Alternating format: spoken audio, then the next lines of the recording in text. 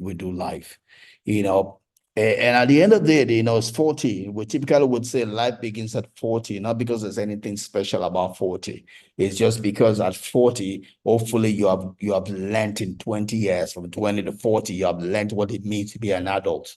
You made enough mistakes to be matured enough as an adult, so that at 40, you seemingly have enough experience behind you, to be now face life as an experienced adult, not just an inexperienced adult. So we say life begins at 40 because it's expected that you have now become a certified adult, coming out of this young adult life. So we'll go to the next stage of what we call the middle life, right, which runs from about 41 to 65.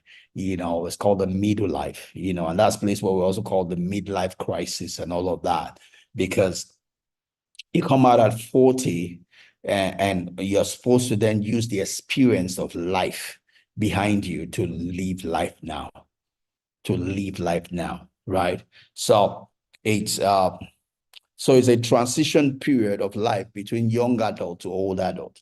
So it's the time you're truly supposed to live life, because you've come in as an experienced adult and you're now going to your old age, right? So you have this years from 41 to 65, about 25 years to truly live life with the experience of life.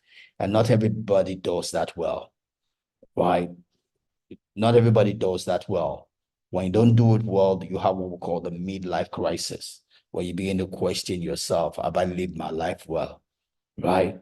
But when it's lived well, then you don't have midlife crisis. But you can have potential midlife crisis if you think that you're not doing this within this age bracket well. So that's where a lot of people will get into divorce or make some stupid, silly decisions. When you're not in control, you're not on top of yourself during this lifespan.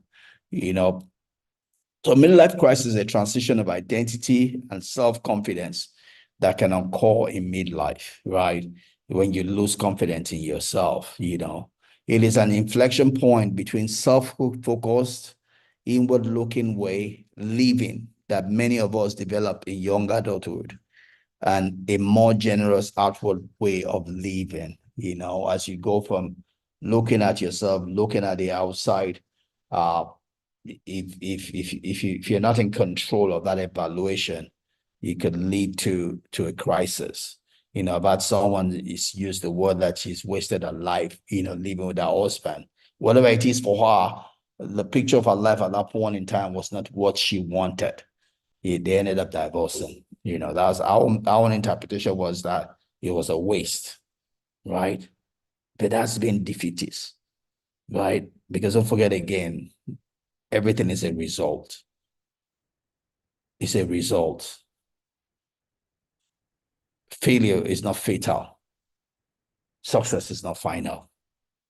It's about learning, taking the learnings and applying them. Don't give up on life. Don't quit on life. Learn. Examine your life. Look at the pieces. Look at how they were put together to give you the result you don't want. Think about putting them together another way, a different way, to get the results you want. You are the master of your fate. You are the master of your destiny. You are the captain of your soul. You are the captain of your life. You are the captain of your marriage. You are the captain of your career. You are the captain of your calling. You can take it to where you want it to go to. The decision is yours to make. The decision is yours to make. Don't give up on life. Don't give up on your marriage. Don't give up on your career. Don't give up on your calling. Examine it. Learn the lesson. Learn how you got to where you are. Take the lessons learned and take yourself to where you want to be, where you want to get to. You got here by a result. You can get to where you want to get to by a result. It's all about the inputs you put in that will get that for you. You are the master of your fate. You are the master of your destiny. You are the captain of your life. You are the captain of your money. You are the captain of your wealth. You are the captain of your career. You are the captain of your calling. You are the captain of your parenting. You are the captain of your marriage.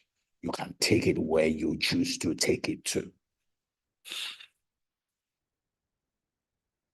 Then we'll go to the 66 plus, It's a time of deep reflection, introspection. The virtue of this stage is wisdom, you know. The virtue of this stage is wisdom, right? The virtue of old age is wisdom, right? As you grow older, your strength is seemingly diminishing. But what should be going up to replace it is the wisdom. You should not be spending the same number of hours to do the same thing like you used to do when you were younger. What you took you 3 hours to do when you were younger should be taking you less time to do now because you have wisdom. You have the better way of organizing things. You cannot be doing things the same way you used to do it. You can do it better now because you should have wisdom. You should have experience. Let experience speak for you. Let wisdom speak for you. That is what approves you as an elderly person. If you don't have wisdom, you are just young and stupid. It doesn't matter how old you are, right? Wisdom, experience is a crown of old life. So says the word of God. So says Proverbs. Your crown is the wisdom, the experience, life you're supposed to have garnered from life. Don't live life without gaining wisdom. Don't live life without gaining experience. Right? A young person might know many ways. An old person knows a few ways, the right few ways. Right? You've knocked up the ones that don't work. You've left yourself with the ones that work. Yoruba proverb will say, a young person cannot have so many clothes that will have rags like an elderly person. Age gives us rags. Those rags are wisdom. Those rags are experience. Let it work for you. So old folks are more capable of appreciating time. We get better at maximizing highs and lows. We're emotionally wiser, and that wisdom helps us thrive, right? And on to my last slide here. Still talking about the 66 plus, the late life. When you get older, people around you that are close to you are probably a good number have probably died off, but your ability to then still be able to connect with the few that are alive would help you, right? And also how much you've sowed also in other people's life would help you because they will gravitate towards you based on what you sowed when you were younger, right? So your seed, you begin to get a harvest of your seed at the old life, right? Social isolation is a present danger at old life, but it doesn't have to be if you sow the right seeds, or even at the old life, you can still sow the right seeds. Don't forget, the only way you get friends is to be friendly. Even at the old life, you can still be a friend to young ones that will gravitate towards you. It doesn't matter what you've done the years past. Even at wherever you find yourself, be friendly. If you are friendly, you will have friends. If you are friendly, you will have friends. Use what you have to be a blessing. It's not what you don't have. At old age, you have experience. You have wisdom. Be a blessing to other people. Teach the young ones how to live. Teach young ones how to gain momentum, how to do things better. They don't have to reinvent the wheel. Speak to your younger self. If you invest in younger people, speaking to your younger self, they will gravitate towards you. They'll be your friends. You don't have to have social isolation, irrespective of what age you find yourself. If only you're a blessing. It's a matter of sowing the right seeds. You get the harvest, right? We have to learn how to balance our awareness of death with staying engaged with life, right? As the old age, death is ever present, but we should not be a servant or prisoner of it. We can still enjoy life up to our very last moment.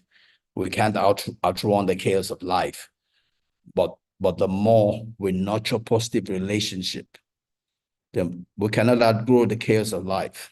But the more we nurture a positive relationship, the better our chances of surviving and even thriving on this bumpy ride, right? The more we nurture the right relationship, we can thrive. Life's a tragedy. Life's tragedy is that we get old too soon and wise too late, you know. We get old too soon, but wise too late. But irrespective of where you find yourself in life, use what you have. Don't ever give up. Use what you have. Use the wisdom you have. Use the experience you have. Take ownership of your life. Don't ever relegate yourself to the back when it comes to your life, because you are the master. Your life will only move in the direction you choose to take it. No other person can take it for you. Not your pastor, not whoever, not your spouse. It's you. You are the master of your fate. You are the master of your destiny. You are in charge. You are the captain of your soul. You are the captain of your life. You are the captain of your enjoyment. You are the captain of your happiness. You are the captain of your joy. You are the captain of your fulfillment. Take it where you want it to be.